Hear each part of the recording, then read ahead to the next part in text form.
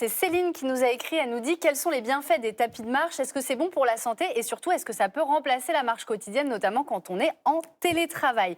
Bon, alors comme j'aime bien tester ce qui intrigue nos téléspectateurs, j'ai donc testé le tapis de marche. Voilà, vous allez le voir là. J'ai fait ma petite séance d'une vingtaine de minutes. Bon, j'ai vu les images du sujet tout à l'heure, je vois ça, j'ai honte, mais au moins j'ai testé, voilà. Et c'était pas mal puisque au bout d'une vingtaine de minutes, je sentais vraiment mes muscles travailler. Et les tapis de marche, ce qui est intéressant, c'est qu'ils se démocratisent, ils sont de plus en plus légers. Les prix ont baissé, on va le voir tout à l'heure. Et pour les gens pressés que nous sommes, bon voilà, je m'amusais à faire des petites figures. Ouais, et on est d'accord, Rim, vous marchiez à fond là tout à l'heure là. En vrai, j'ai tout donné. c'est le temps de la... Allez. C'est le temps de la caméra, vous marchez hyper vite en vrai, vous marchez pas comme ça. Non, en vrai, Non, on marche beaucoup plus lentement. Alors, est-ce que ça équivaut à une vraie balade dehors Alors, le docteur Victoria Tchaïkovski, qui est médecin du sport, elle était plutôt positive sur les bienfaits musculaires et cardiovasculaires de ces tapis de marche. On serait vraiment très proche des bienfaits de la marche en extérieur, même si à la différence, on n'a pas les obstacles, les pentes, mais ça marche quand même très bien. Ça peut donc être une alternative intéressante pour des personnes très sédentaires, des personnes qui ont peu de temps. Et 30 minutes par jour, c'est l'idéal, mais même des petites tranches de 10 minutes, ça fera déjà énormément de bien à votre corps. Natacha Sapia, est-ce que vous marchez beaucoup? Mais je marche, ouais, correctement. Si je me mets dans la moyenne, je suis un petit peu au-dessus. Ma maman, qui elle a 72 ans, marche 42 km par semaine. 42 km par semaine, ah oui, Ouais. c'est pas mal. C'est énorme. C'est énorme. C'est énorme. Mais ça dépasse les 15 000. Mais C'est combien? C'est 15 000 du qu'on coup, doit elle a marcher une par jour. densité osseuse de jeune fille, elle est 10 000. en grande forme. Et elle est en France ou au Canada? Non, votre elle est au Canada. Elle a dit, qu'il neige, qu'il vente, qu'il pleuve, elle marche et elle m'a dit, il n'y a pas de mauvais temps pour marcher, il n'y a que des mauvais habits. C'est une vraie philosophie canadienne en plus. Voilà, aucune excuse donc. Justement, Rim, il y a quand même une différence entre l'intérieur et l'extérieur. Oui, exactement, vous l'avez dit, mais c'est vrai que le fait de sortir dehors, les bienfaits de la luminosité, de voir la lumière, la nature, c'est excellent pour le moral, ça régule notre rythme de sommeil. Donc c'est vrai que les tapis de marche ne remplacent pas totalement le fait de sortir et de marcher. Et vous l'avez dit, il y a aussi toute une gamme de prix très différente. C'est accessible pour quasiment toutes les bourses. Là, c'était la grande surprise en préparant la chronique. Vous allez voir, vous avez maintenant des modèles pliables, plus légers. Regardez, vous voyez, une fois que vous le pliez, ça prend vraiment pas beaucoup de place. Vous avez par exemple ce modèle, c'est le Walking Pad. Vous avez ce modèle-là qui est vendu par Decathlon. Et le suivant, c'est une marque qui s'appelle Home Fitness. Ils sont très fins et les prix, ça va de 150 à 600 €. Donc certes, c'est un budget, mais si vous le gardez des années et que vous en faites tous les jours, ça peut valoir le coup. Moi, ça vous tenterait, vous, de vous acheter un tapis? Blandine, Aline. Alors moi, non.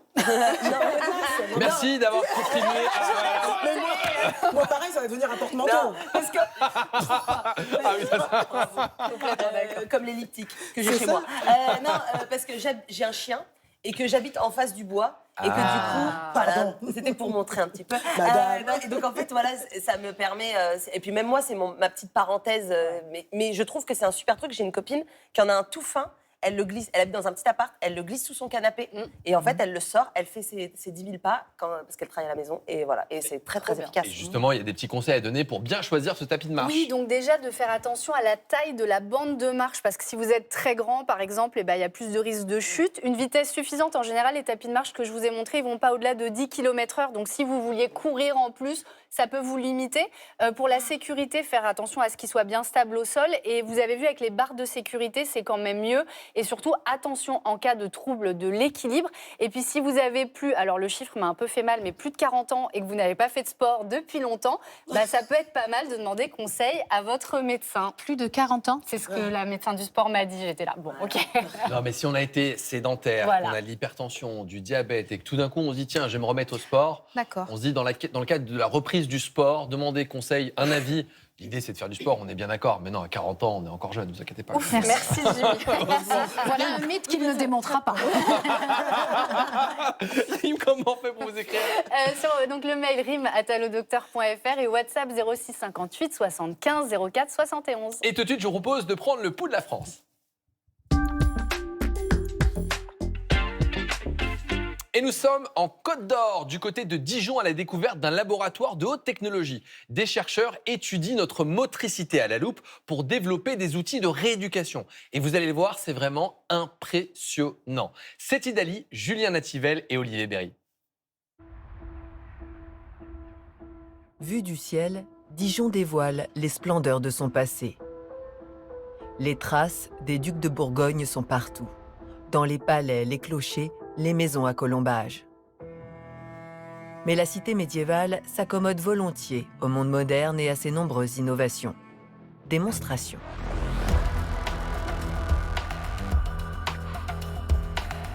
Ceci n'est pas un tournage de film à effets spéciaux, mais un laboratoire unique en France. Pierre n'est pas un acteur, mais un cobaye. Et voilà, vous êtes parés. 16 caméras infrarouges braquées sur lui modélisent son corps en 3D et restituent la moindre contraction musculaire. Le tapis roulant capte la pression exercée au sol.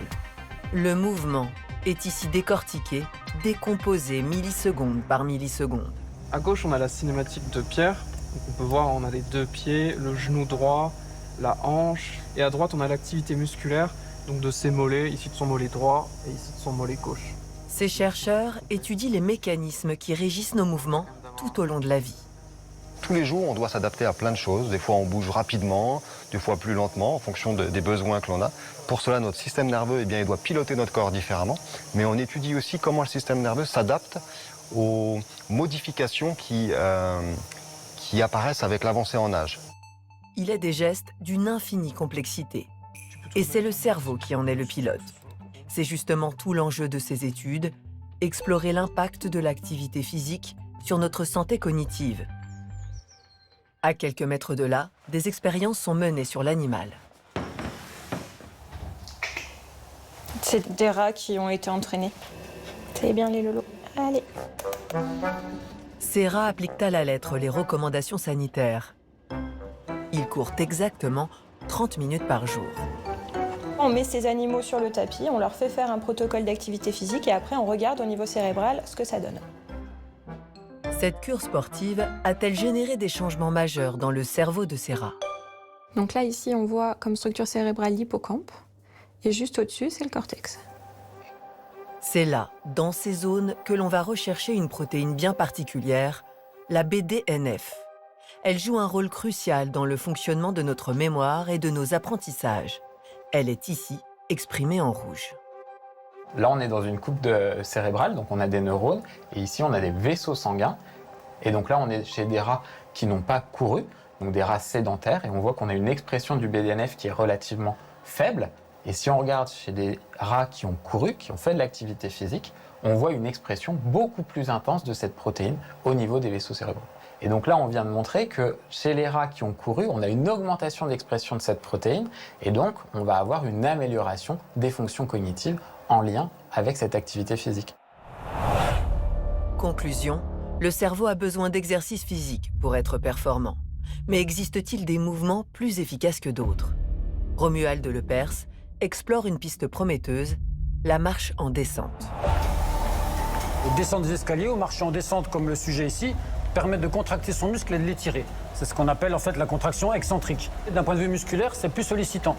Donc nous qui étudions l'effet de l'activité physique sur le cerveau, ce mode de locomotion est intéressant. Ces découvertes ont directement bénéficié des malades. C'est bon pour vous? C'est bon pour moi. Allez, Là, c'est les parti.